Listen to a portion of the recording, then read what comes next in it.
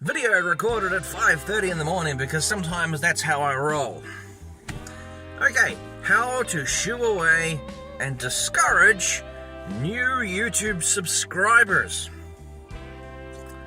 Okay, it's very important to know and realize that in the YouTube game, people are not paying you with their money, but they're paying you with their time. And their time is actually far more precious, because in life you can make money and you lose money, but you never make time, you always lose time. Time is incredibly precious. Now, for those of us who are adults and working, we don't have as much disposable watch time as what kids do, you know, teenagers and stuff. So this is why you hear stories of people whose YouTube channels who appeal to young kids. They will generally get quite a lot of watch time because, you know, the kids go home, they spend hours on YouTube watching the videos. So you get that, you benefit from their disposable watch time. But if you appeal to an older audience, which is probably more like most of us, we don't have as much disposable watch time.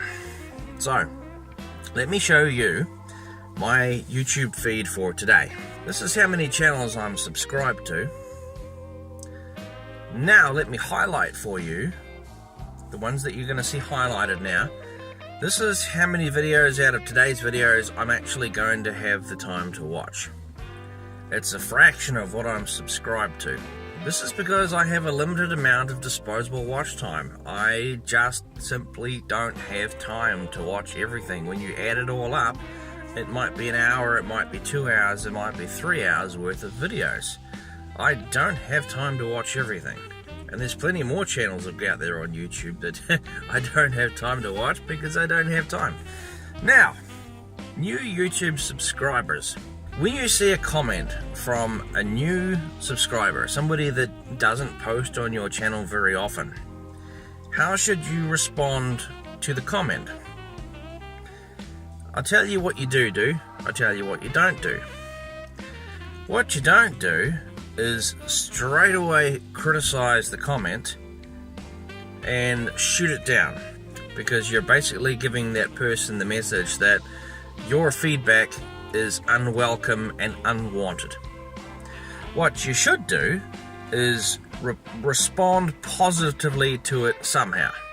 Okay, now this is assuming that the comment is not a troll comment and it's not abuse and stuff. If it's a troll comment and abuse, you know, generally ignore it, delete the comment, block the person, whatever you want to do.